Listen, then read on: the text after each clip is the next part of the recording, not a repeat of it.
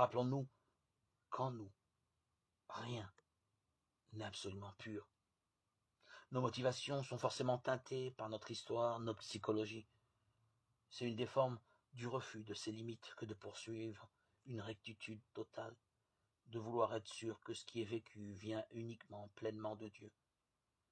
Il est quasi impossible de discerner exactement quelle est la part de Dieu et la part de l'être humain. C'est notre condition d'homme et de femme.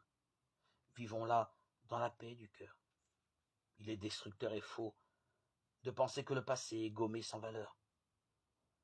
C'est ce qui a été vécu qui permet de faire le pas posé aujourd'hui.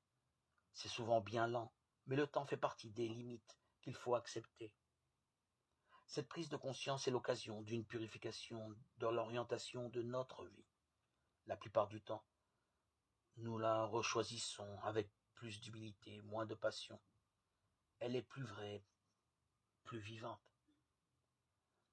Mettre en résonance ses désirs et le désir de Dieu va se vivre aussi bien dans les grandes décisions à prendre qui vont orienter l'avenir que dans le courant du quotidien.